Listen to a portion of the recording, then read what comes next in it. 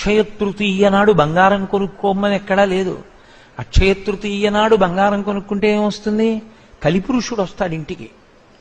ఎందుకంటే పరీక్షిత్ మహారాజు కలియుగ ప్రారంభంలో ఇచ్చినటువంటి స్థానములలో బంగారం ఒకటి. అక్షయ తృతీయ నాడు బంగారం తెచ్చి ఇంట్లో పెడితే అక్షయంగా కలిపురుషుడు వస్తాడు.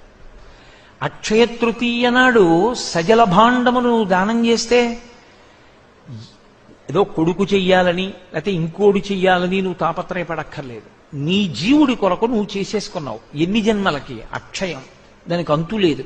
అందుకే అక్షయ తృతీయ తప్పకుండా చేసుకోమని చెప్పారు. కొన్ని తప్పకుండా రోజు ఇవ్వవలసినవి కొన్ని ఉన్నాయి. చక్కగా తన భార్య తీసిన చందనాన్ని ఆ ఎవరు దానం పుచ్చుకుంటున్నారో ఆయన యొక్క శరీరమునకు అలదుతారు. అలది ఒక గొడుగు పడతారు. పట్టి ఆ గొడుగు ఆయనకి దానం ఇస్తారు.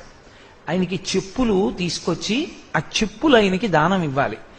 నీకు అవకాశం ఉంటే నవధాన్యములను కూడా ఇవ్వవచ్చు.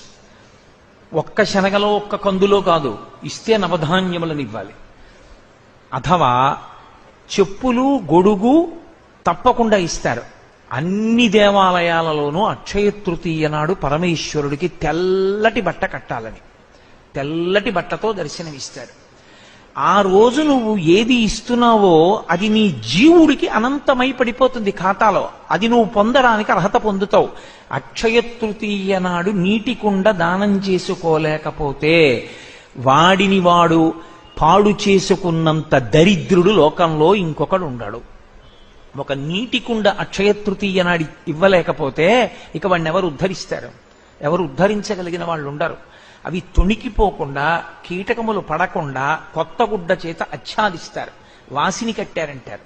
కట్టి పట్టికెళ్ళి చక్కగా నీటి కుండ ఇచ్చి నమస్కారం చేస్తారు. ఇది అక్షయ తృతీయ నాడు చేయవలసిన పని. అంతేగాని అక్షయ తృతీయ నాడు బంగారం కొనుక్కోండి అని చెప్పనూకూడదు.